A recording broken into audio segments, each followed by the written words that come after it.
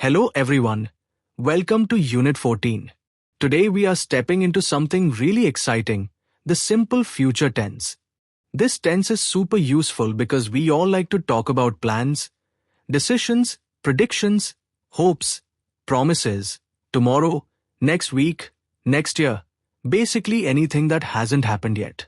And the good news is that the future tense is actually one of the easiest tenses in English. You will see how simple it is once we break it down. The simple future tense is used for actions that will happen later. It does not matter if it is 5 minutes from now or 10 years from now. If it is after the present moment, it is future.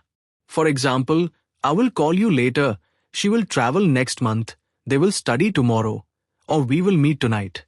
As you can see, it is simple and clear. And now we can look at how to form it naturally. There are two very common ways to talk about the future. The first is using will. We use will for sudden decisions, promises, predictions, offers, or future possibilities. For example, I will help you, she will be late, it will rain tomorrow, or I will call you tonight. Will is strong, simple, and flexible. People use it all the time in daily conversations. The second way is going to. We use going to for planned actions, intentions, something you already decided, or something that is clearly going to happen. For example, I am going to visit my friend, they are going to buy a new car, or look at the clouds, it is going to rain. If you planned it earlier, use going to. If you decide at the moment, use will. That is the main difference. Forming the future is very straightforward. With will, the structure is subject plus will plus base verb. For example, I will go, she will study, they will come, he will eat. For the negative, we simply use subject plus will not or won't plus base verb. I won't go, she won't call. With going to, the structure is subject plus to be plus going to plus base verb. I am going to work, she is going to travel, they are going to play. For negatives, we just add not after the form of to be. He isn't going to eat, we aren't going to leave. Once you master these patterns, the future becomes very easy. Let's look at a conversation to make it real.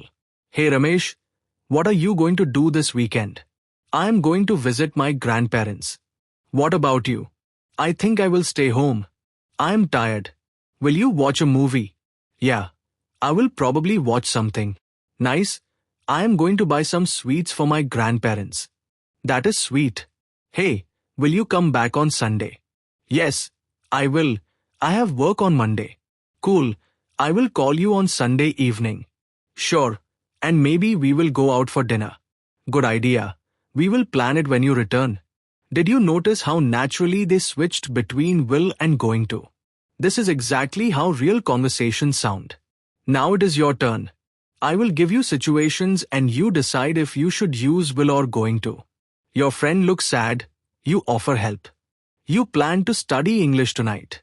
You just decided to order food. You see dark clouds in the sky. Next year, you have a plan to travel. Say your sentences out loud. Let your future forms become natural in your mouth. There are also some words that often tell us that a sentence is talking about the future. Words like tomorrow, next week, next year, soon, later, tonight, in a few minutes, or in the future. For example, she will call you later. We are going to travel next month. These words help your listener know that you are talking about the future. Great job today.